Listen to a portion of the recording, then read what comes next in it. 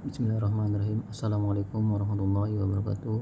Perkenalkan, nama saya Muhammad Roni dari Universitas Banjarmasin, jurusan Ilmu Administrasi Bisnis. Dalam video ini saya ingin menjelaskan tugas satu, yang mana di sana kami mendapatkan tugas untuk menjelaskan soal berikut. Yang pertama, term pada hakikatnya terbagi menjadi banyak jenis. Sebut dan jelaskan 3 macam term tersebut, sertakan juga contohnya. Term adalah lambang linguistik yang berupa kata atau frasa yang digunakan untuk menggambarkan konsep tersebut. Term memiliki peran krusial dalam komunikasi baik di bidang ilmiah maupun dalam kehidupan sehari-hari. Karena tanpa term, konsep tersebut akan sulit dipahami atau disampaikan pada orang lain. Maka dari itu pemilihan term yang akurat sangat berpengaruh terhadap kejelasan dan komunikasi.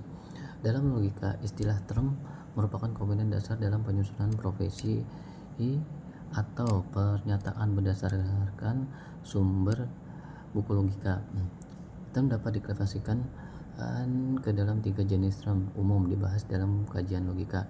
Yang pertama, term konstan. Term konstan adalah istilah yang merujuk pada objek atau entitas tertentu secara tetap dan spesifik. Dalam logika, term ini biasanya digunakan untuk menunjuk individu atau benda tertentu, bukan kelompok atau banyak hal. Contoh, nama kota tertentu, nama benda langit, satu individu. Contohnya nama kota itu seperti nama kota saya, seperti Banjarmasin, atau nama kota dan lain-lainnya. Terus nama benda langit, contohnya seperti nama bulan atau bintang, dan nama benda langit yang lainnya. Satu individu itu seperti nama saya, Muhammad Roni gitu. Terus ciri-ciri term konstan ini apa aja? Hanya term konstan itu hanya menunjuk satu objek saja, tidak bisa berubah-ubah maknanya, atau dalam artian itu tetap. Sering berupa nama diri atau tempat yang saya sebutkan tadi, seperti nama saya atau nama kota dan lain-lainnya. Terus yang kedua adalah term variabel. Term variabel ini adalah bagian dari suatu ekspresi matematika atau aljabar yang memandang huruf variabel dan koefisien angka, tapi tidak ada tanda sama dengan di dalamnya. Contoh, 3x artinya 3 kali x. Jika 3x suatu nilai, maka mengalihkan x dengan 3. Contoh, jika x sama dengan 4, maka 3 kali 3x sama dengan 3 kali 4 sama dengan 12. Terus min 2y artinya negatif 2 kali y. Angka negatif 2 dikalikan dengan nilai dari y. Contoh lagi, jika y sama dengan 5, maka min 2y sama dengan min 2 kali 5 sama dengan min 10.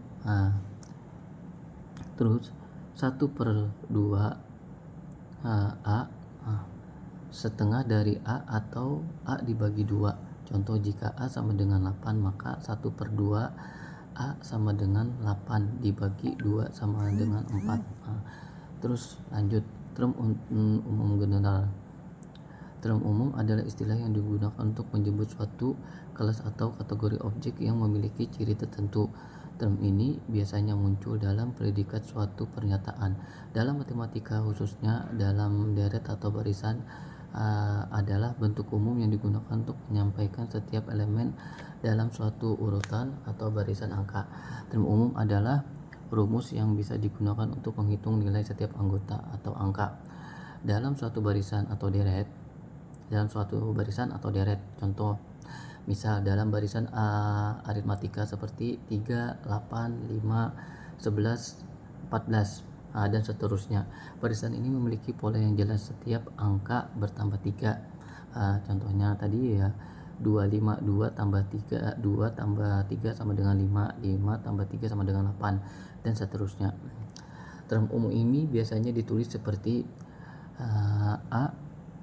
n sama dengan 2 tambah dalam buka kurung n kurang 1 tutup kurung kali 3. Ketiga jenis term ini berperan penting penyusunan profesi dalam logika, pada secara formal maupun informal, dan menjadi dasar dalam proses penalaran deduktif. Perbedaannya, Term variabel lebih terkait dengan ekspresi aljabar yang mengandung variabel huruf atau konvensi dan digunakan untuk mewakili nilai yang bisa berubah. Term umum ini lebih terkait dengan deret atau barisan dan digunakan untuk menggambarkan rumus yang menunjuk pola atau urutan deret tertentu. Terus lanjut lagi, jelaskan soal yang kedua, jelaskan dan berikan contoh bentuk sesat berpikir logical fallacy. Bagaimana agar terhindar dari logika fallacy. Secara sesat berpikir atau logika fallacy adalah kesalahan dalam berpikir atau bernalar yang tampak logis namun sebenarnya menyesatkan. Biasanya terjadi dalam penalaran sehari-hari seperti diskusi bahkan debat. Bentuk sesat berpikir fallacy. 1. Ad hominem, menyerang karakter pribadi lawan alih-alih membantah argumen. Contohnya, kamu jangan bicara soal moral, kamu aja jarang ke masjid. Seperti itu. Argumen tentang moral seharusnya ini dinilai dari isinya, bukan siapa menyampaikannya. Terus yang kedua, argumen ad populum atau bang wagon dalam atau populer. Argumen yang menyatakan bahwa suatu pernyataan benar karena banyak orang mempercayai kebenaran tidak ditentukan oleh jumlah orang mempercayainya. Contoh, mayoritas orang percaya ini benar, jadi pasti benar. Kebenaran ini ditentukan oleh jumlah pengikut, tapi logika dan faktanya fast cause atau kausalitas salah terjadi ketika seorang menganggap bahwa karena dua peristiwa terjadi beruntun, maka peristiwa pertama menyebabkan peristiwa kedua tanpa bukti kasual yang jelas. Contoh, sejak PRT jadi ketua banyak warga yang sakit, pasti gara-gara dia. Perlu bukti hubungan sebab akibat yang sah, bukan sekedar beruntun waktu. Bagaimana cara menghindari logika fallacy? Yang pertama, fokus pada argumen bukan pembicaraan. Terus yang kedua, cek kebenaran fakta dan hubungan sebab akibat. Dalam artian itu hoax. Gunakan logika deduktif dan induktif secara tepat. Terus kenali berbagai bentuk fallacy atau menghindari jebakan. Terus yang terakhir, diskusikan berdasarkan alasan bukan emosi atau tekanan sosial. Mungkin itu saja yang dapat saya jelaskan.